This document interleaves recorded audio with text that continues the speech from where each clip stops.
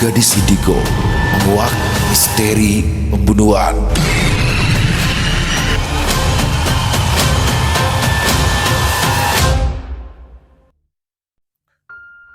Pagi itu, udara sekitar gedung perkantoran berlapis kaca itu terasa pengap meski langit tampak mendung. Langkah kaki Nadia tergesa-gesa, melintasi lobi yang masih lengang, tumit sepatunya beradu dengan lantai marmer, suara yang memantul dingin di antara tiang baja dan kaca, tas kerja yang digenggamnya, terayun pelan berisikan map-map yang semalam belum sempat dibereskan. Jam di tangannya menunjukkan pukul 8.17, sudah lewat dari jam masuknya. Gawat, pasti dipotong lagi nih gaji, gerutu Nadia sambil berdiri tak sabar di dalam lift. Ini semua gara-gara mereka yang selalu muncul tiap malam. Aku jadi nggak bisa tidur karena dipaksa mendengarkan cerita mereka. Lift terbuka di lantai 8, suasana kantor PT Sentra Dana Utama terlihat rapi dan kaku. Cahaya putih dari lampu panel memenuhi ruangan.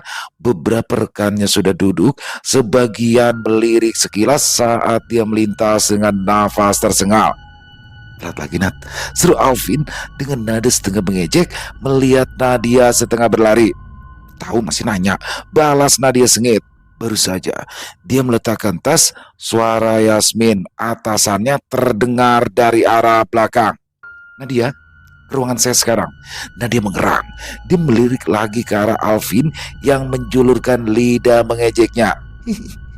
Sepertinya gaji kamu bakalan ludes nih, cuma untuk bayar denda telat, bisik Alvin ketika Nadia lewat di depan mejanya.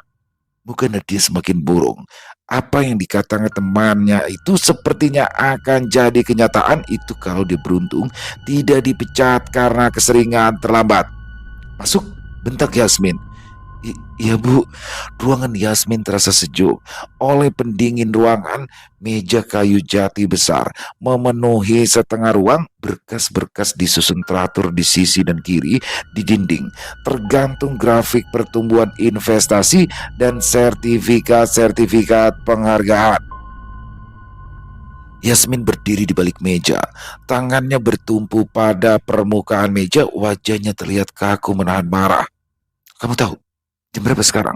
Mata perempuan itu tajam menatap langsung ke mata Nadia. Maaf Bu, saya nggak butuh alasan. Dia mengangkat telapak tangannya. Ini kali ketiganya kamu terlambat ya. Saya udah cukup toleran sama kamu selama ini. Bagian pembukuan memegang tanggung jawab besar. Data masuk terlambat, semua laporan jadi ikut tertunda. Nadia menunduk, jemarinya saling meremas tanpa sadar. Tadi malam saya lembur Bu. Hah? Kamu pikir alasan lembur membuat kamu boleh seenaknya telat? Semua orang di sini juga lembur.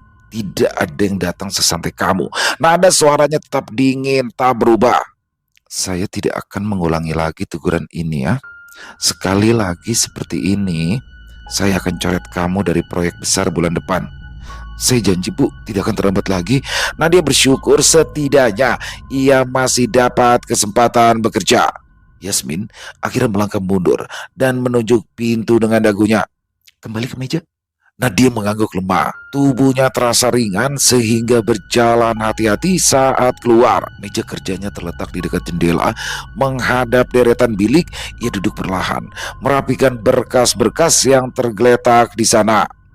Tangannya bergetar kecil saat ia membuka laptop. Pandangannya buram oleh air mata yang mulai memenuhi pelupuk. Nadia menggigit bibir bawahnya, berusaha menahan isak tangis yang hampir pecah. Bahunya naik turun perlahan. Satu tetes air mata jatuh ke permukaan meja, membasahi ujung bab. Suasana kantor berjalan seperti biasa. Suara ketikan dan percakapan pelan memenuhi ruang. Beberapa rekan sempat melirik kasihan. Ada yang menghela napas pendek, tapi ada juga yang pura-pura tidak melihat. Nadia tetap menunduk. Di sisi kanan mejanya, tumbler berisi kopi dari rumah sudah dingin. Dia raih perlahan dan meminumnya sedikit. Rasa pahit menempel di lidah tetapi tidak memberikan kelegaan. Nadia mengusap cepat pipinya dengan punggung tangan, lalu menyalakan aplikasi. Angka-angka tabel memenuhi layar. Huruf hitam di atas kolom putih membuat matanya perih. Sepanjang hari, Nadia bekerja dalam diam. Jemarinya bergerak cepat mengetik angka-angka laporan margin keuntungan klien. Sesekali dia mengerjapkan mata, menahan kantuk dan pusing yang menyerang. Lembur 2 malam berturut-turut membuat badannya belum sepenuhnya pulih, punggungnya nyeri, bahu kanannya pegal karena terlalu lama membungkuk. Ditambah lagi gangguan dari para makhluk halus yang selalu mengganggunya bertahun-tahun. Sekitar pukul 10, suara email masuk terdengar di laptop. Nadia membuka pesan itu, subjeknya singkat, tindak lanjut data kemarin dari Yasmin. Isinya permintaan agar dia memeriksa ulang data transfer obligasi yang diserahkan klien utama mereka. Nadia menarik nafas panjang. Dia membuka folder berisi dokumen digital, mencari data yang dimaksud. Saat menemukan file itu, ujung jarinya sedikit gemetar. Dia periksa angka demi angka, menyesuaikan dengan laporan fisik. Cahaya matahari mulai menerobos kaca jendela, memantul di permukaan meja. Suasana kantor tetap tenang, tetapi di benak Nadia, teguran tadi pagi masih terngiang. Pukul 11:20, Nadia bangkit perlahan menuju ruang fotokopi. Dia membawa setumpuk laporan yang harus digandakan. Lorong itu kosong. Hanya suara mesin fotokopi yang terdengar berderak lembut. Nadia berdiri diam di samping mesin, menunggu lembar demi lembar keluar. Saat itulah dadanya kembali sesak. Air mata yang sejak tadi tertahan akhirnya tumpah. Nadia menunduk, kedua tangannya menggenggam pinggiran meja fotokopi, bahunya bergetar halus. Air matanya jatuh satu-satu di lantai keramik.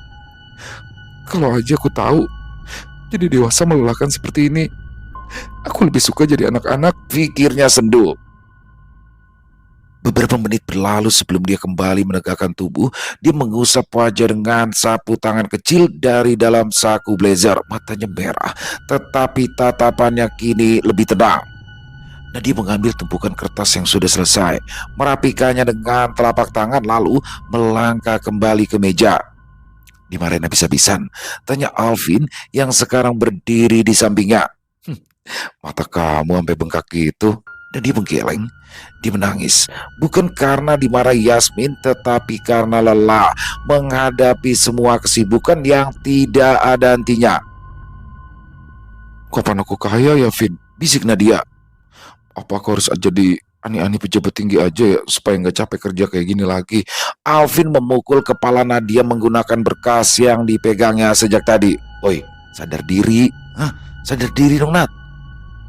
Aku cantik kok, seksi juga, bantah Nadia sambil mengusap kepalanya yang barusan dipukul Alvin. Alvin tertawa keras mendengar Nadia yang terlalu percaya diri.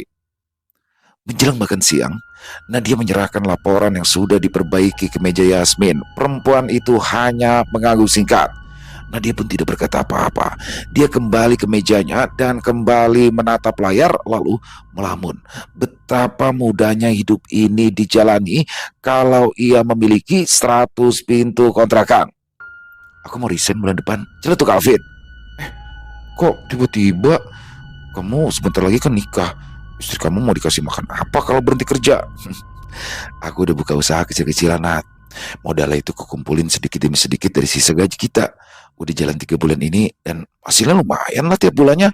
Nadia terbangun, dia menghitung-hitung gajinya yang sama besar dengan Alvin, tetapi lelaki itu berhasil menyisihkan sebagian untuk membuka usaha. Nadia mengeluh lagi, dia sedikit iri pada keberuntungan Alvin. Jam dinding di kantor sudah menunjukkan pukul 19.20.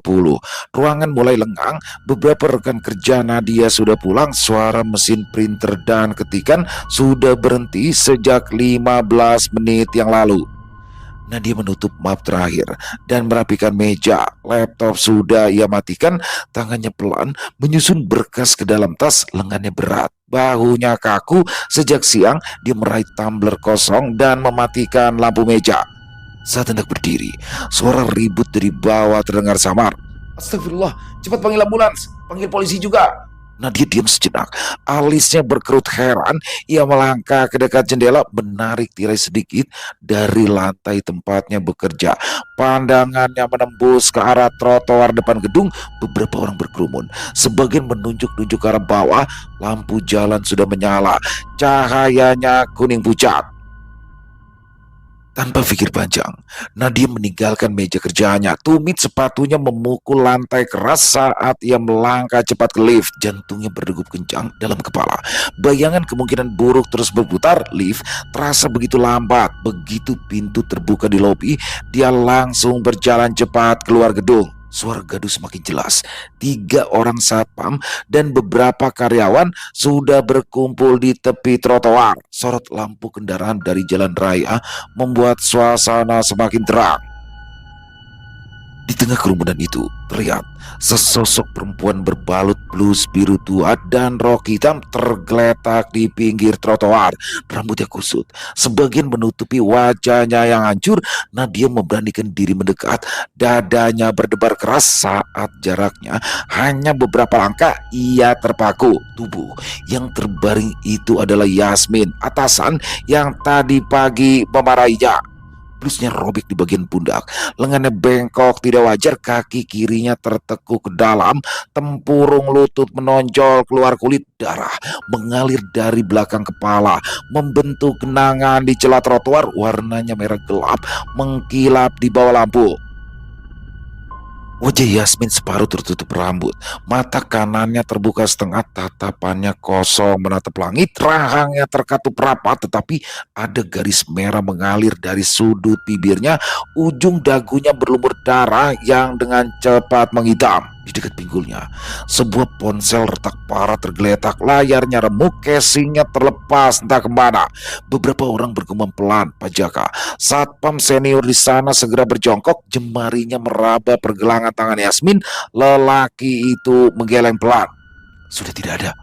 Nadia menelan ludah, kerongkongannya kering, ujung jarinya dingin, pandangannya menelusuri ke atas ke sisi gedung yang baru saja ia tinggalkan. Jendela terbuka di lantai 8, tirai berkibar pelan karena tertiup angin. Ada yang bilang beliau melompat dari jendela itu, ujar satpam lain terdengar di dekatnya. Lelaki itu menunjuk jendela yang sama. Dia bergeming, tubuhnya kaku, matanya tetap tertuju pada tubuh Yasmin yang tergeletak tak berdaya. Bagian belakang kepala Yasmin hancur, rambutnya basah darah, tempurung tengkoraknya pecah, potongan tulang kecil bercampur gumpalan otak menempel di aspal yang retak. Bau anjir tercium menusuk hidung, hingga perut Nadia bergejolak menahan mual.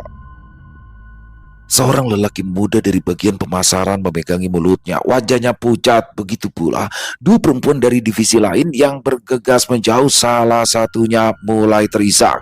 Suasana semakin tegang, suara sirine ambulans terdengar dari kejauhan. Nadia tidak bisa bergerak, pikirannya kosong, hanya terisi pemandangan ngeri di depannya. Tubuh Yasmin tidak lagi terlihat seperti manusia. Kalah, itu, coba tarik badan dia. Kayaknya dia sok banget ya. Tegur Pak Jaka pada Kala, OB yang bekerja di kantor Nadia.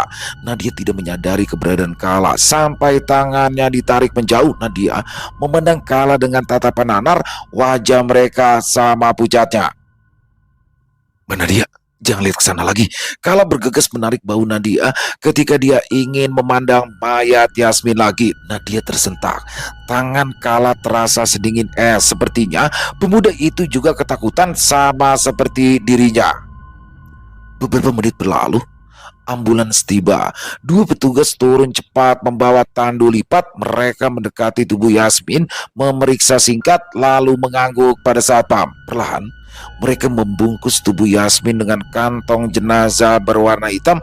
Resletingnya ditarik rapat hingga ke atas kepala. Suara gesekan resleting nyaris menusuk telinga. Saat tubuh itu diangkat ke atas tandu, genangan darah tersisa di trotoar. Bentuknya tidak beraturan, tepinya mulai mengering, bau besi menyengat semakin kuat. Nadia melangkah mundur. Tumit sepatunya menyentuh pinggir trotoar, punggung menempel tiang lampu, sedangkan matanya masih menatap ke arah ambulans yang membawa pergi tubuh Yasmin. Lampu strobo merah biru memantul di kaca-kaca gedung. Mbak Nadia, saya anterin pulang ya. Kala menyentuh tangan Nadia yang gemetar. Jangan pulang sendirian. Saya takut kalau Mbak Nadia nanti pingsan di jalan. Gak apa-apa Kal, aku bisa pulang sendiri kok, tolak Nadia. Rumah kita kan juga beda arah. Kasihan kalau kamu harus bolak-balik nganterin aku dulu. Lagian kamu juga ketakutan. Kala mencoba membantah, tetapi Nadia tetap pada pendiriannya. 2 hari kemudian, Nadia berdiri di depan rumah duka di pinggir kota. Plang, bertuliskan Rumah Duka Sentosa, menggantung di bagian depan gedung. Deretan mobil pelayat sudah memenuhi halaman. Langkah kakinya berat saat melangkah masuk. Di dalam, bau bunga melati tercium semerbak. Kursi-kursi tersusun rapi. Beberapa karangan bunga memenuhi sisi ruangan. Foto Yasmin dalam bingkai hitam terpasang di tengah altar. Wajahnya tersenyum kontras dengan tamu yang semuanya tampak bersedih. Di bawah foto, peti jenazah sudah tertutup rapat. Selimut putih menutupi separuhnya. Nadia menunduk hormat dan duduk di kursi deret ketiga. Tangannya menggepal di pangkuan. Pemandangan terakhir tentang Yasmin tak pernah lepas dari ingatannya. Baru datang, Alvin menyenggol lengan Nadia di dekatnya. Ada Kala yang sepertinya datang bersama dengannya. Nadia mengangguk. Mereka bertiga duduk berderet, semua sibuk dengan isi pikiran masing-masing. Yasmin memang tidak akrab dengan Nadia. Bahkan ia seringkali marah-marah, tetapi tetap saja Nadia tidak tega melihatnya memutuskan mengakhiri hidup dengan cara seperti ini. Tepat pada saat itu, suhu di sekitaran mendadak turun. Bulu kuduk Nadia meremang. Situasi yang sudah tidak asing baginya. Sudut matanya menangkap bayangan duduk di kursi kosong di sebelah kiri. Perlahan matanya melirik. Di situ terlihat jelas sosok Yasmin yang sedang duduk dengan tubuh kaku, kulit wajah pucat kehijauan, rambutnya kusut basah karena darah. Di bagian sisi kanan kepala, tempurung tengkoraknya retak lebar, daging terkuak, gumpalan otak mengintip dari celahnya.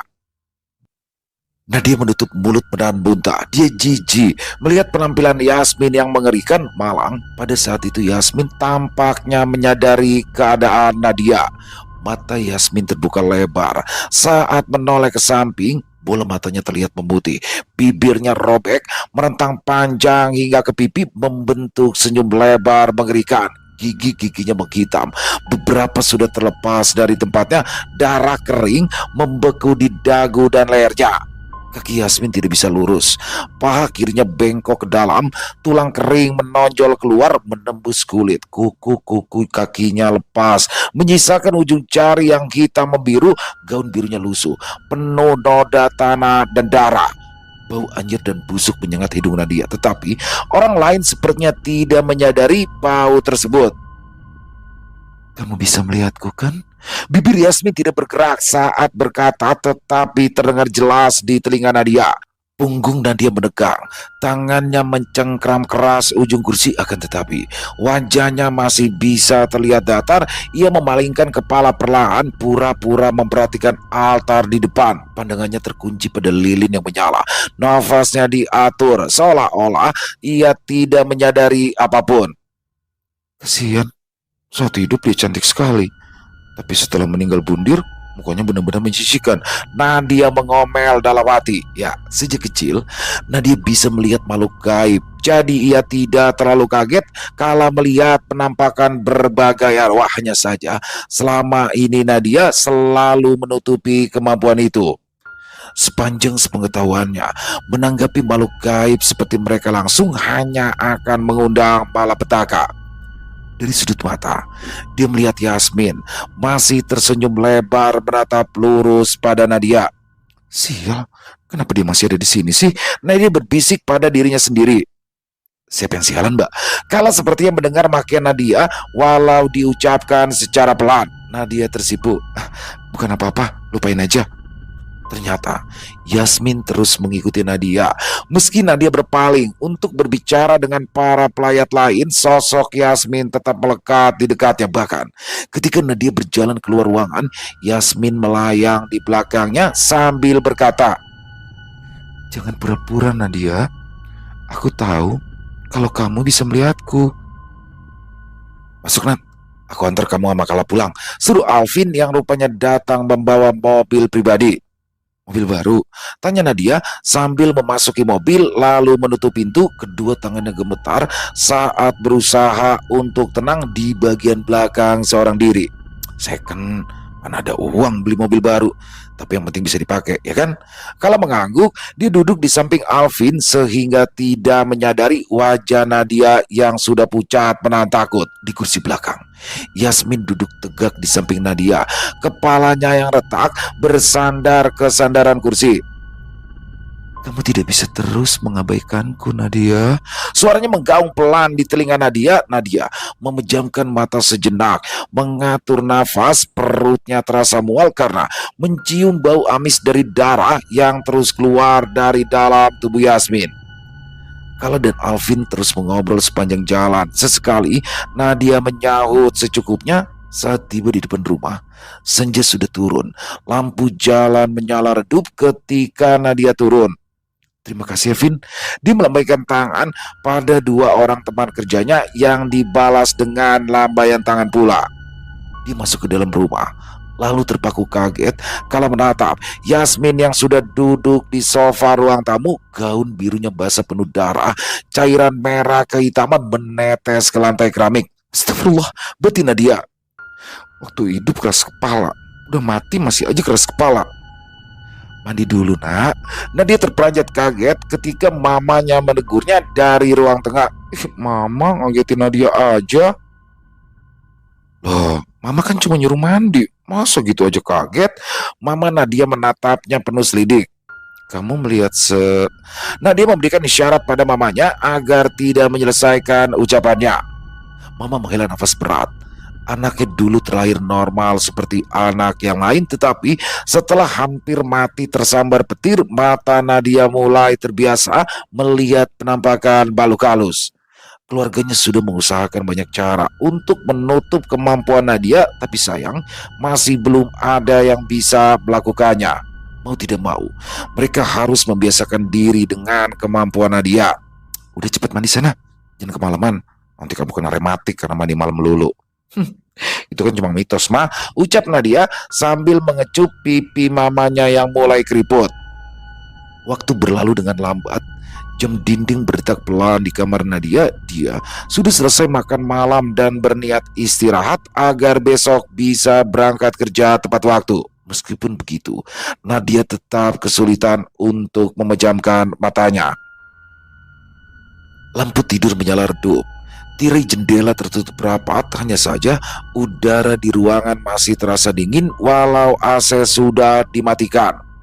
Nadia berbaring miring membelakangi tembok, selimut menutupi hingga kepala, matanya terpejam rapat, nafas dipaksa tetap teratur. Di atas ranjang, Yasmin tepat melayang di udara setinggi 1 meter, gaun biru yang sama melekat di tubuh, rambut panjangnya menutupi wajah. Dari balik helai rambut itu, suara isak tangis keluar. Urat di pelipis Nadia menegang, giginya mengatup rapat. Dia sudah tidak bergerak selama berjam-jam mencoba bertahan agar Yasmin berhenti mengganggunya. Tapi suara tangisan Yasmin tak kunjung berhenti, kadang pelan, kadang keras. Nada sedih bercampur putus asa memekakan telinga Nadia. Pada akhirnya Nadia menyibak dengan selimut kasar. Ia duduk tegak, nafasnya memburu karena jengkel, rahangnya mengeras, dadanya turun naik cepat. Oke, kamu menang, bentaknya jengkel. Matanya menatap lurus ke arah Yasmin yang melayang di atas ranjang. Ya, aku memang bisa melihat hantu. Puas. Tangisan Yasmin berhenti seketika. Kenapa tidak mengaku dari tadi? Terus aku mesti ngelakuin apa? Menyahut saat kamu ajak bicara di tengah banyak orang. Yang ada mereka malah nganggap aku gila karena bicara sendirian. Tapi kenapa kamu diam saja? Setelah ada di kamar, kita hanya berduaan sejak tadi. Ayo dong, Bu. Ibu itu udah meninggal. Dunia kita udah beda. Kan ibu sendiri yang milih akhirin hidup ibu. Cetus Nadia masam. Siapa yang bilang? Siapa yang bilang aku bunuh diri? Semua orang di kantor ngelihat ibu ngelompat dari jendela kantor kok. Fitnah. Nah, dia cemberut. Dia tidak peduli apakah itu fitnah atau bukan. Dia lelah dan ingin tidur. Keberadaan Yasmin hanya membuatnya semakin lelah. Yasmin melihat perubahan pada wajah Nadia dan segera berbicara dengan nada memelas. Nadia, tolong aku. Aku tidak bunuh diri. Aku didorong oleh orang yang benci padaku. Tolong bersihkan namaku, Nat. Nadia menjaga wajah dengan telapak tangan sambil menarik nafas dalam. Kelopak matanya sayu karena mengantuk. Ya memangnya aku bisa ngelakuin apa sih? Guma dingin. Dia merebahkan tubuh lagi di kasur dan membenarkan posisi bantal. Aku mau tidur ah. Besok aja kita lanjutin. Jangan sampai aku terlambat masuk lagi. Yasmin terdiam. Tubuhnya melayang memudar perlahan hingga tak terlihat lagi oleh mata Nadia. Udara di kamar menghangat kembali. Nadia menutup mata dan akhirnya tertidur lelap. Pagi berikutnya, alarm ponsel berbunyi nyaring. Nadia terbangun kaget, matahari sudah tinggi, sinarnya menembus selat tirai. Dia melompat dari ranjang, menoleh ke jam dinding. Biasanya jam 7.15 ia sudah keluar rumah. Telat lagi deh, keluhnya jengkel sambil menendang kakinya sendiri. Dia berjalan cepat ke kamar mandi, mandi seadanya tanpa sarapan. Nadia segera mengenakan blus putih dan celana panjang hitam seadanya, rambut dikuncir asal-asalan, tas kerja disambar dari kursi, langkahnya terburu keluar rumah. Pintu dibanting rapat. Sepanjang jalan, pikirannya kacau. Wajah Yasmin yang melayang di kamar semalam masih terbayang dengan jelas. Setibanya di kantor, jam masuk sudah lewat setengah jam. Nadia bergegas masuk lobi, sepatu haknya menghantam lantai marmer dengan keras, matanya lurus ke depan, wajahnya tegang takut dimarahi. Saat tiba di lantai 8, divisi finansial, suara pintu lift terbuka pelan. Dari ujung lorong, seorang lelaki tua sudah berdiri menunggu, tubuhnya gemuk dan pendek dengan pakaian kusut. Pak Surya, direktur utama kantor tempat Nadia bekerja. Usianya mendekati 55, dikenal galak pada karyawan laki-laki tetapi genit pada karyawan perempuan muda. Banyak gosip yang beredar, meskipun tidak pernah terbukti resmi. Nadia mendekat pelan, tubuhnya menegang, nafasnya mulai stabil, wajahnya ia paksa netral akan tetapi dalam hati pikirannya berputar dengan cepat. Dia ingat ucapan Yasmin tadi malam. Hampir semua karyawan di sana tahu Pak Surya sudah beberapa kali mencoba mendekatinya tetapi Yasmin menolak dengan tegas. Ada yang bilang Pak Surya sakit hati karena ditolak mentah-mentah. Apa jangan-jangan Pak Surya ya yang udah dorong Bu Yasmin? Nah, dia bertanya dalam hati sambil memperhatikan sorot mata Pak Surya. Lelaki tua itu menatapnya dari atas ke bawah. Mulutnya menyungging senyum kecil yang tidak nyaman dilihat. Pagi Nadia, sapa Pak Surya. Terlambat lagi ya. Maaf Pak, tadi macet. Kamu beruntung karena Yasmin sudah nggak ada. Biasanya dia langsung ngamuk kalau kamu datang terlambat. Padahal aku sendiri tidak pernah marah-marah. Ucap Pak Surya sambil berusaha menarik tangan Nadia. Kala menabrak Nadia sehingga tasnya terjatuh. Kala buru-buru membantunya mengambilkan tas lalu mendorong Nadia ke depan. Mama lagi tergesa-gesa, ucap Kala sambil terus mendorong Nadia untuk menjauh dari Pak Surya.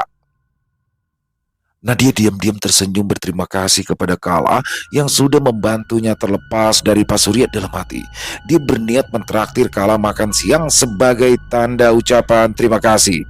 Sepanjang hari tangannya sibuk dengan tumpukan pekerjaan, tetapi pikirannya melayang ke hal lain berkali-kali. Matanya melirik ke arah ruang direktur di ujung lorong. Mau tidak mau, dia kembali mengingat jelas wajah Yasmin yang penuh permohonan. Dia yakin Pak Surya ada sangkut pautnya dengan masalah ini. Nah, dia akhirnya tidak bisa menahan diri.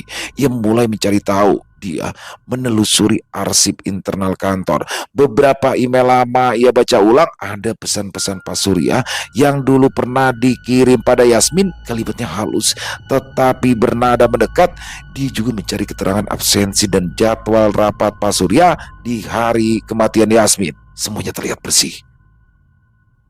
Nadia mengetik pesan pada dua teman kantor yang bisa dipercaya. Dia bertanya halus, apakah ada yang tahu keberadaan Pak Surya di malam kejadian? Jawabannya nihil, tidak ada yang ingat pasti. Sore menjelang, Nadia tidak segera pulang. Dia menunggu hingga hampir semua karyawan pulang. Setelah suasana kantor sepi, ia mendekati ruang direktur. Dia mengetuk pintu perlahan. Masuk. Suara berat Pak Surya terdengar dari dalam. Nadia membuka pintu. Ruangan itu luas, berisi meja kayu gelap besar dan rak buku penuh berkas. Pak Surya duduk di kursi kulit hitam, menatap Nadia dengan dahi berkerut. Ada apa? Tanyanya. Nadia berdiri tegak di depan meja. Dia memilih kata dengan hati-hati. Pak, saya ingin bertanya soal malam meninggalnya Bu Yasmin. Pak Surya diam sejenak, bibirnya menipis. Dia menyandarkan punggung ke kursi, tangannya bertaut di perut. Kenapa? Kenapa bertanya tentang itu? Nadia menarik nafas dalam. Dia nekat menatap langsung ke arah mata Pak Surya. Ada yang bilang Yasmin sebenarnya tidak bunuh diri. Saya hanya ingin tahu malam itu Bapak ada di mana. Mata Pak Surya tidak berkedip, wajahnya berubah keras, lalu tangannya memukul meja sekuat tenaga sehingga Nadia terlonjak kaget. Brak! Kamu menuduhku telah membunuh Yasmin? Hah? Nadia tidak berani menjawab. Mendadak nyalinya ciut. Dia menyesal karena nekat mempertanyakan hal ini tanpa bukti yang kuat.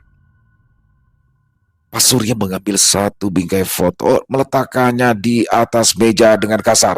Kamu lihat. Coba kamu lihat ini. Di foto itu ada dirinya, seorang perempuan setengah baya dan dua anak remaja. Mereka tersenyum di sebuah restoran. Di sudut bingkai tertera tulisan, ulang tahun pernikahan ke-17, 12 Oktober.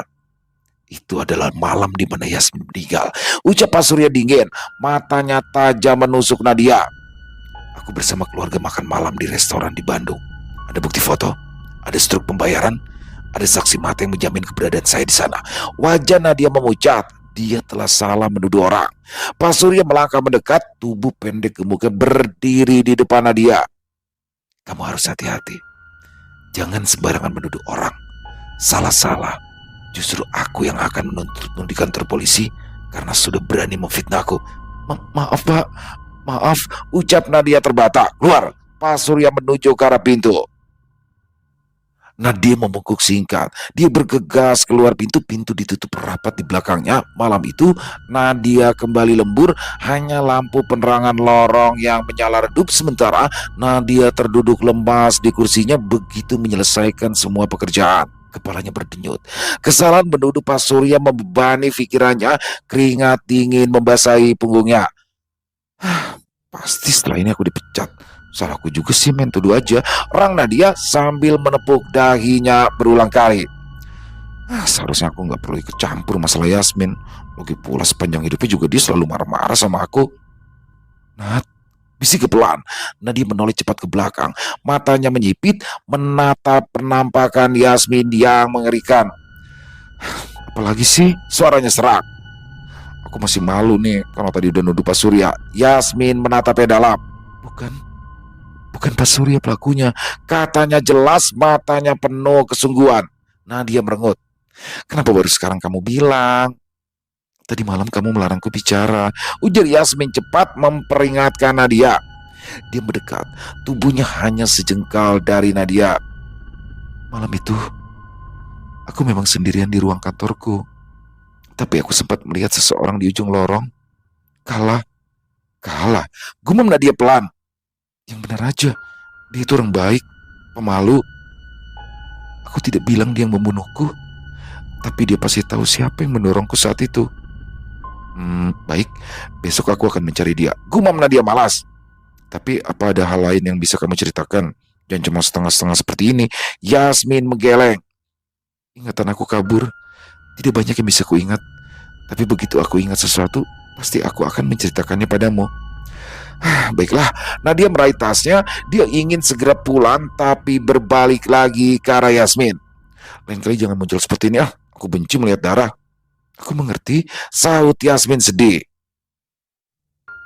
Perjalanan pulang nyaris tidak terasa oleh Nadia. Dia harus berjalan beberapa puluh meter sebelum sampai ke depan rumahnya yang berada di dalam gang.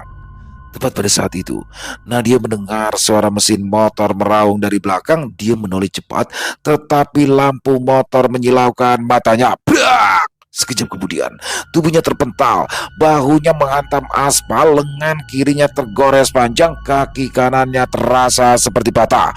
Motor yang menabraknya berhenti sebentar, memutar ke belakang lagi, mengambil ancang-ancang untuk menabrak Nadia kedua kalinya. Tabrakan, ada tabrakan. Seruan para tetangga yang mendengar keributan membuat pengendara motor itu segera pergi dan melupakan niatnya mencelakai Nadia. Nadia terbaring di pinggir jalan. Nafasnya sesak sampai ia tidak bisa berbicara, hanya air mata yang terus turun karena sakit luar biasa. Ya Allah Nadia, ayahnya yang ikut keluar dari rumah segera mengenali anaknya sendiri yang menjadi korban tabrak lari. Tak lama kemudian, Nadia dibawa ke rumah sakit. Di ruang IGD, suster membersihkan lukanya. Bau obat antiseptik menusuk hidung. Perban dililitkan ke lengan dan bagian tubuhnya yang lain yang terbuka. Dokter memeriksa kakinya yang terkilir, lalu membebatnya dengan kain penyangga. Setelah beberapa jam, Nadia dipindahkan ke kamar perawatan kelas 1. Lampu kamar menyala temaram, sementara Nadia berbaring lemah di atas ranjang. Tangannya terlilit perban, infus menancap di punggung tangan, kepalanya terasa berat, matanya menatap langit-langit, udara ruangan dingin menusuk tulang. Dia mengatup rahang, sedangkan pikirannya berkeliaran. Dalam benaknya, ia memutar ulang kejadian hari ini ketika ia diusir oleh Pak Surya, lalu sepulangnya dari kantor dia mengalami kecelakaan. Ya, terlalu banyak kebetulan. Nah, dia mulai berpikir ulang. Membantu Yasmin memang terlalu beresiko. Dengan tubuh lemah dan luka seperti ini, siapa yang akan menolong kalau ia celaka lagi? Pikirannya berputar, mungkin lebih baik Nadia berhenti, biarkan semuanya berakhir. Yasmin harus belajar menerima kenyataan tentang kematiannya yang tragis. Udara di kamar mendadak berubah dingin. Suara lembut terdengar pelan. Aku menyesal Nadia. Nadia menoleh pelan. Yasmin berdiri di samping ranjang. Kali ini ia tampak seperti dulu saat masih hidup. Wajahnya bersih, hanya mata sembab dan berkaca-kaca. Kenapa datang lagi? Nadia mendesah pelan. Ia menutup mata sejenak. Ketika membukanya, ternyata Yasmin masih berdiri di sana. Aku mendengar niatmu. Jangan tinggalkan aku begitu saja, Nat. Suara Yasmin serak, pipinya basah oleh air mata. Ibuku masih sakit sampai hari ini. Dia percaya aku bunuh diri. Dia hancur, menyalahkan dirinya sendiri. Kalau kamu berhenti, kebenaran tidak akan terungkap. Ibuku akan terus tersiksa sepanjang hidupnya. Biarkan polisi yang menangani masalahmu. Bagaimana caranya, Nadia? Mereka tidak menyadari keberadaanku. Cuma kamu satu-satunya yang bisa bicara denganku. Yasmin memandang Nadia dengan tatapan memelas. Aku tahu kamu sakit hati karena aku dulu sering menyusahkanmu. Tapi tolong kasihani ibuku. Tolong, Nat. Nadia memalingkan wajah ke arah jendela. Suaranya pelan saat bertanya. Memangnya kamu gak tahu siapa yang mendorong kamu malam itu? Yasmin menggeleng pelan. Air mata menetes di dagunya. Aku tidak melihat wajahnya, tapi aku tahu dia laki-laki. Tangannya besar, berotot. Dia menarikku kuat. Saat aku melawan, dia berkata, perempuan cerewet sepertimu sebaiknya cepat mati supaya tidak merepotkan banyak orang. Lalu aku didorong. Nadia menghela nafas panjang dalam hati. Ia mengeluh lagi. Memang selama ini ia mengenal Yasmin sebagai perempuan yang cerewet dan galak, tapi itu bukan berarti Yasmin pantas dibunuh. Nadia menatap Yasmin. Berarti pelakunya lelaki. Itu saja petunjukmu. Yasmin mengangguk lemah. Tiba-tiba pintu kamar terbuka perlahan. Alvin muncul di ambang pintu. Tangannya membawa kantong plastik berisi buah. Nat, aku dengar kabar kamu kecelakaan. Aku buru-buru datang ke sini untuk nengok kamu, ujarnya. Suaranya tenang tetapi ada nada khawatir. Dia melangkah masuk. Matanya mengamati luka di tangan dan kaki Nadia. Nadia memaksakan senyum tipis. Dia berusaha menyadarkan punggung ke bantal. Makasih ya, Vin. Maaf ngerepotin kamu. Padahal bisa aja kamu datang besok siang. Alvin menarik kursi, lalu ia duduk di samping ranjang.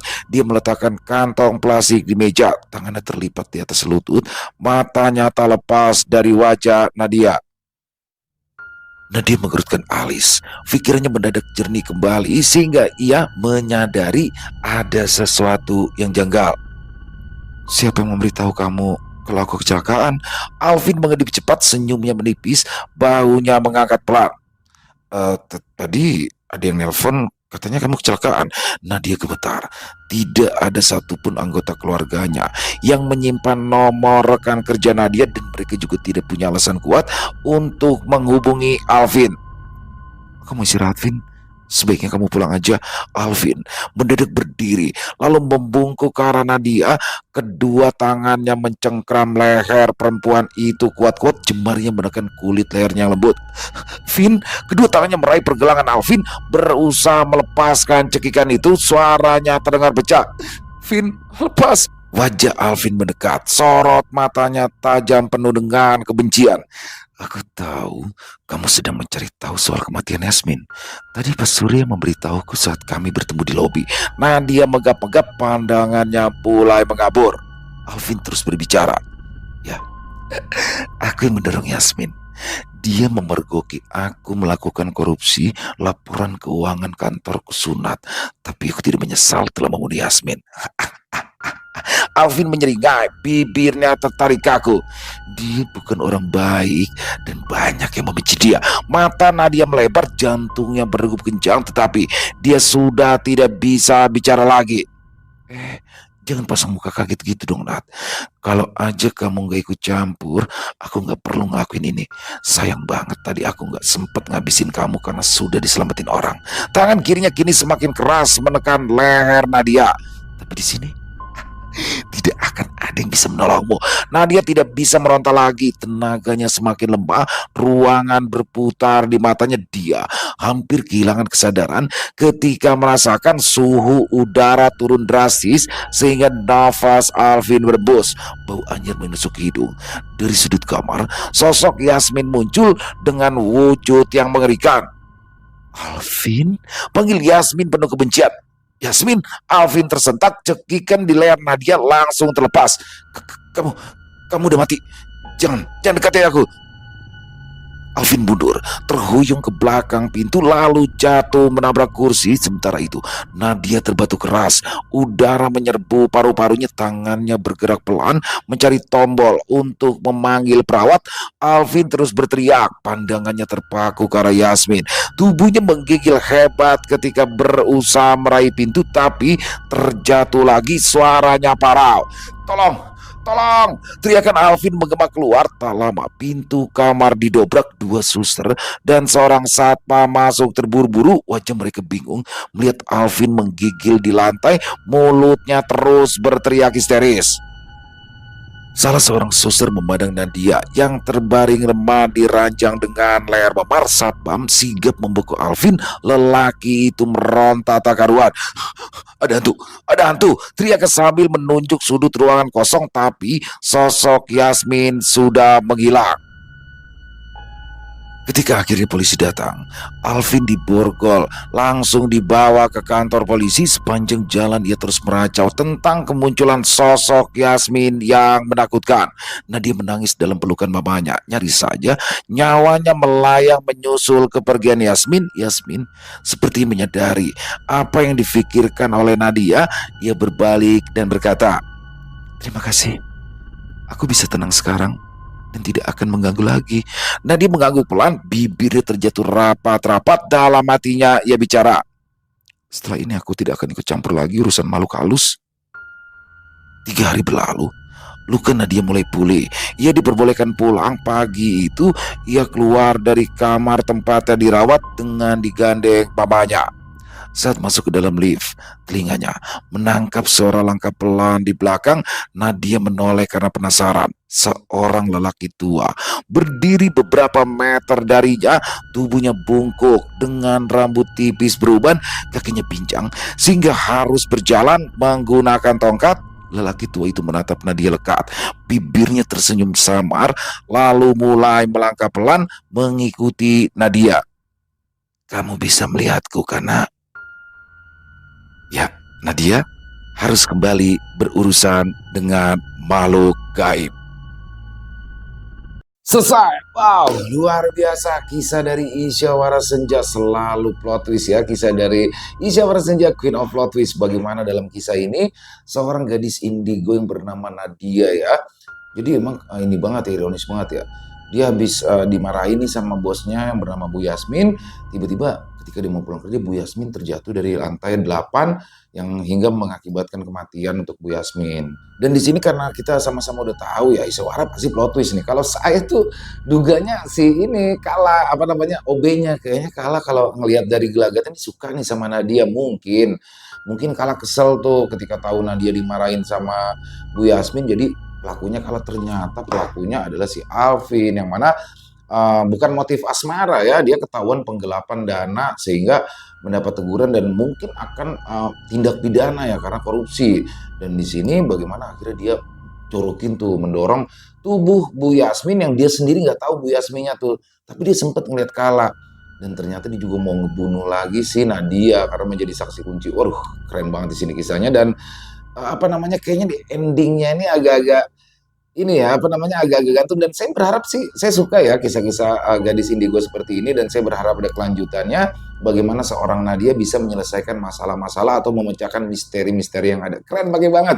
Terima kasih Isya Warasenja atas kiriman kisahnya yang luar biasa. Ditunggu lagi untuk kisah-kisah selanjutnya, dan semoga kisah barusan bisa menghibur teman-teman semua, para pecinta penikmat horor misteri, lebih khususnya lagi kepada para subscriber dari channel Ilo Bercerita. Buat yang punya komentar lain, silakan bisa menuliskan di dalam kolom komentar ataupun hanya sekedar saling menyapa. Insya Allah kami akan menjawabnya satu persatu.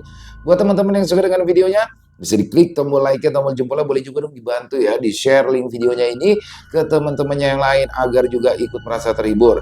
Dan buat teman-teman yang belum subscribe, yuk diklik dulu tombol subscribe, jangan lupa lonceng notifikasinya dinyalakan agar teman-teman selalu mendapatkan notifikasi dari konten-konten yang akan kami upload di setiap harinya. Channel Lilo Bercerita kami upload setiap hari teman-teman ya, setiap malam jam 9 malam waktu Indonesia bagian Barat.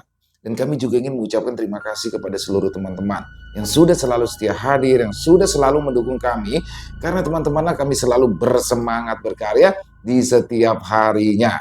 Dan oh iya, buat teman-teman yang mungkin punya kisah horor misteri ya, yang diangkat dari kisah nyata yang berdasarkan pengalaman pribadi, apabila mungkin berkenan untuk dibawakan di channel kami, silakan bisa mengirimkannya ke nomor telepon kami yang ada di sini, bebas ya.